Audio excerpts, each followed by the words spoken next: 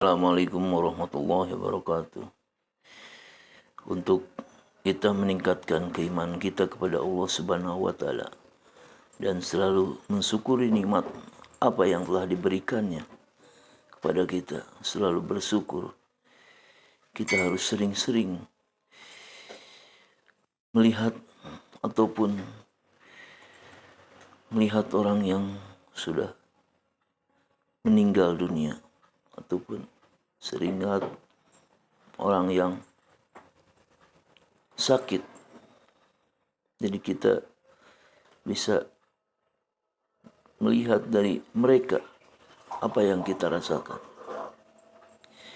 Dan kita juga harus tidak henti-hentinya menggali dan mendalami ilmu agama untuk menjadikan kita lebih baik dan menjadikan kita akan hari akhir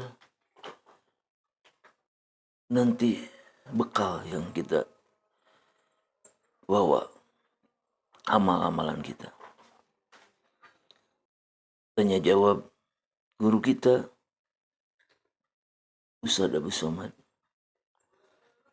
Silahkan untuk diperdengarkan. Insya Allah banyak ilmu yang akan kita dapatkan.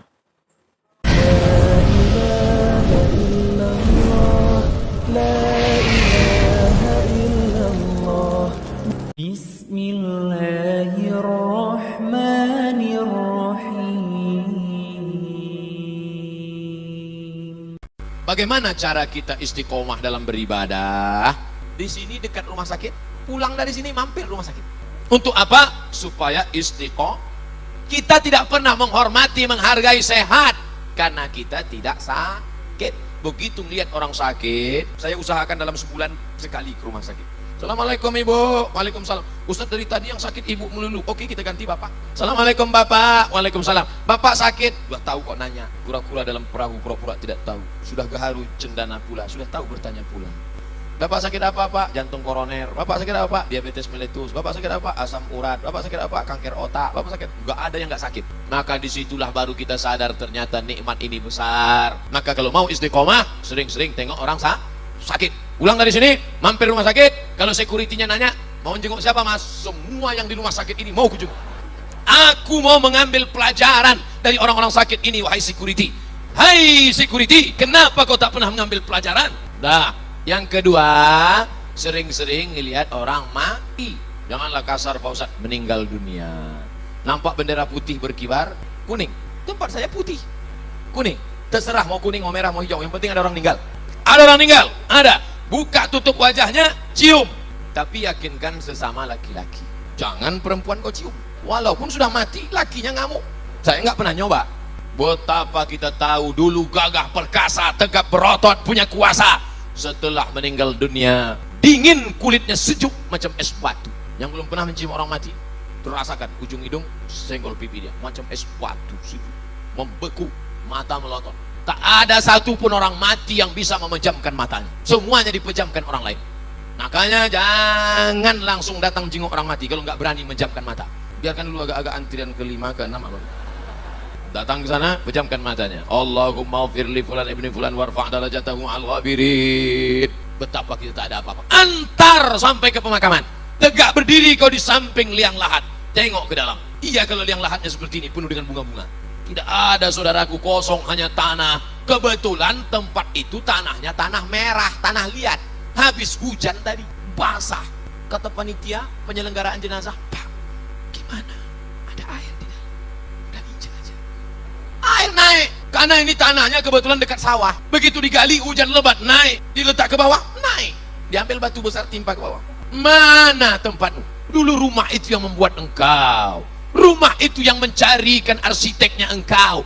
Tapi sekarang tidak ada sejengkal pun di rumah itu yang mau menerima engkau. Itu kamar papa dulu.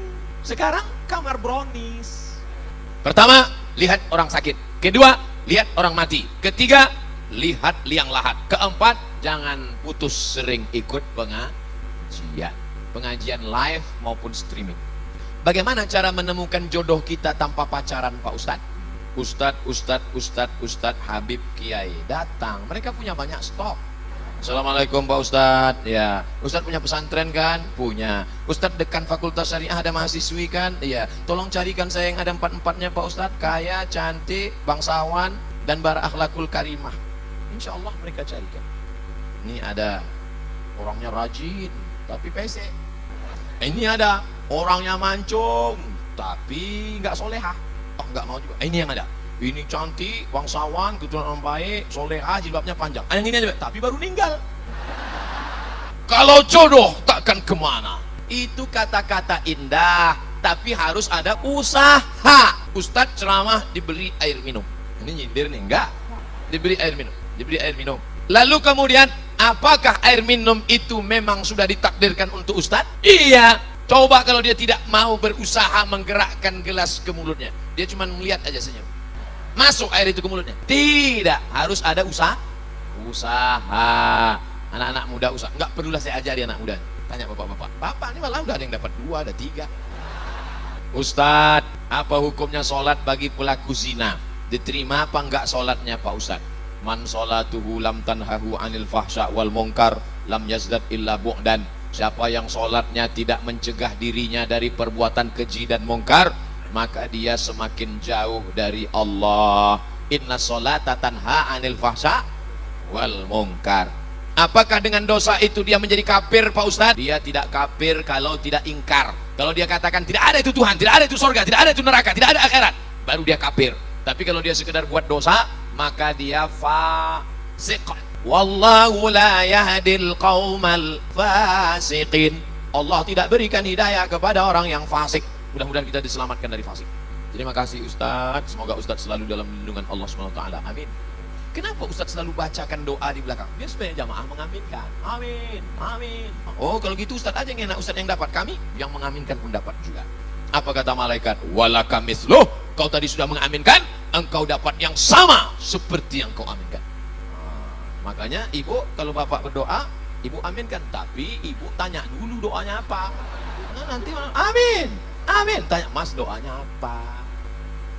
Bagaimana jika ada pertanyaan masalah agama, tapi kita tidak memiliki ilmu? Apakah kita boleh berpendapat atau bagaimana Pak Ustadz? Saya menjawab yang saya pernah baca, yang saya pernah dengar, yang saya pernah belajar, yang saya pernah tahu. Kalau saya nggak tahu, kertasnya saya bawa pulang. Itu kami tonton di YouTube. Ustadz nggak pernah bilang nggak tahu. Kenapa semuanya Ustadz jawab? Yang nggak saya jawab dipotong videonya. Yang diupload yang saya jawab saja. Kalau saya nggak tahu, jangan dijawab. Inna sama telingamu wal basar, matamu wal fuad, hati, pikiran, lidahmu semua akan ditanya. La taqfu ma laisa laka bihi ilmun. Kalau nggak tahu jangan bicara, jangan ngomong. Walaupun titel kita MSI, Master Segala Ilmu. Terima kasih Ustadz, panjang umur, sehat selalu. Amin. Kan? Mengenai fikih Ustadz. Oke. Air kencing itu kan najis, ya. Air sperma itu kan suci, tidak najis. Mengapa apabila kita kencing hanya istinja saja, sementara itu najis? Kenapa kita keluar sperma harus mandi? Sudah gitu kata Nabi. Kalau keluar air wudhu, tapi kalau keluar sperma mandi. Padahal ini najis, yang ini tidak najis. Kenapa harus begitu Pak Ustadz? Pokoknya sudah begitu kata Nabi Muhammad. Jangan tanya-tanya. Yang dilihat itu bukan tempat keluarnya, tapi bukan benda yang dikeluarkan. Yang dilihat itu bukan saluran tempat keluarnya, bukan pula cairan yang dikeluarkan, tapi yang dilihatkan itu adalah talazzuz. Talazzuz ada rasa nikmat. Maaf. Ada orang sakit, tiba-tiba keluar spermanya. Apakah dia wajib mandi junub? Tidak, karena tidak ada rasa nikmat. Ketika keluar rasa nikmat, talazzuz namanya. Talazzuz diambil dari kata lazid, nikmat. Tapi bukan yang lembaga amil zakat. Ada orang mandi, habis mandi, habis mandi, tiba-tiba pas dia buang air kecil, keluar spermanya. Apakah dia wajib mandi junub? Tidak, karena tak ada talazzuz. Jadi ilat sebab mandi junub itu adalah talazzuz. Ada rasa nikmat, barulah dia disuruh mandi. Beda kalau ketemu dua khitan. Idza iltaqal khitanani faqad wajabal ghuslu. Wa illam yanzil, kalau orang melakukan senggama, dukhul, walaupun tidak keluar spermanya tetap mandi. Itu kasusnya berbeda. Nah, jadi yang dilihat di sini bukan saluran tempat keluarnya, bukan pula cairan yang keluar, tapi talazzuz, rasa nikmat itu yang menyebabkan dia disuruh mandi. Bid'ah sudah merajalela. Bagaimana mengatasinya? Bid'ah pangkal tidak bersatunya umat Islam. Perbuatan, ucapan, tindakan, pikiran tidak ada dalilnya bid'ah. Sesuatu yang tak ada dalilnya bid'ah. Pergi dia ke tanah lapang, dibentangnya sajadah, digelarnya sajadah, dia sholat. Allahu Akbar. Kenapa ente sholat di sini? Semakin panas, semakin berkeringat, semakin banyak pahalanya. Itu bid'ah. Tak ada dalil sama sekali. Selama ada dalilnya, maka tidak boleh kita bid'ahkan. Jangan membid'ahkan orang kalau ada dalilnya. Selama ada dalilnya, ada dalam Quran, ada dalam sunnah, ada dalam ijma', ada dalam qiyas, maka tidak boleh kita bid'ahkan. Ibu-ibu kumpul ramai-ramai baca Yasin. Yasin wal Qur'anil Hakim, innaka laminal mursalin ala siratim mustaqim. Toto ada orang bid'ahkan. Apa ini rame-rame baca Yasin? Bid'ah. Belum tentu bid'ah, bro. Karena masih ada dalilnya. Dalil am, dalil umum. Man qara'a Yasin fi lailatin, siapa yang baca Yasin pada suatu malam, asbaha maghfuran lah, pada waktu subuhnya dia sudah diampunkan Allah Subhanahu wa taala. Oleh sebab itu jangan mudah saling membid'ahkan. Karena ketika kau katakan hei pelaku bid'ah, maka sama artinya kau katakan hei penghuni neraka jahanam. Emangnya ente siapa? Neraka punya bapak ente. Apa hukumnya pakai celana panjang yang melebihi mata kaki? Nyindir saya ini. Apakah itu termasuk orang masuk neraka? Pakai celana melebihi mata kaki. Untung rumputnya subur, gak kelihatan. Ini celana melebihi mata kaki. Apakah masuk neraka?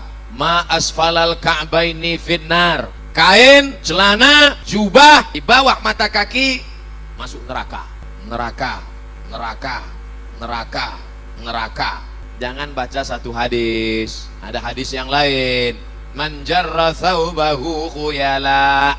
Kalau dilewatkan mata kaki untuk sombong. Kalau nggak sombong nggak apa-apa, kata Imam Syafi'i. Kalau nggak sombong nggak apa-apa, kata Imam Nawawi. Kalau nggak sombong nggak apa-apa, kata Imam Sun'ani dalam Subulus Salam Syarah Bulughul Maram. Kalau nggak sombong nggak apa-apa, kata Imam Syaukani dalam Nailul Autar. Kalau nggak sombong nggak apa-apa, kata Syekh Yusuf Al-Qardawi dalam kitab Kaifana Ta'amal Ma'as Sunnah. Kalau nggak sombong nggak apa-apa, kata Syekh Ali Jum'ah. Kalau nggak sombong nggak apa-apa, kata Syekh Atiyah Sokor dalam kitab Fatawa Al-Azhar. Saya dalam hal ini tidak menyalahkan kawan-kawan yang sudah potong kaki celana. Bapak yang sudah potong jangan disambung, biarkan aja. Saya sudah terlanjur motong Pak Ustaz, biar aja. Bagi yang sudah terlanjur motong, yang belum motong jangan diejek. Jangan nanti pulang dari sini, ini kelihatannya setelah hijrah makin tinggi nih. Yang udah motong biarin, yang nggak motong. Kalau antara yang udah motong dengan yang belum motong saling ngejek, yang ketawa, yang nggak pakai celana. Ini masalah khilafiyah. Bismillahirrahmanirrahim. Sudah diperdengarkan ilmu-ilmunya dari Tuan Guru kita Ustaz Abu Somad, insya Allah bermanfaat. Assalamualaikum warahmatullahi wabarakatuh.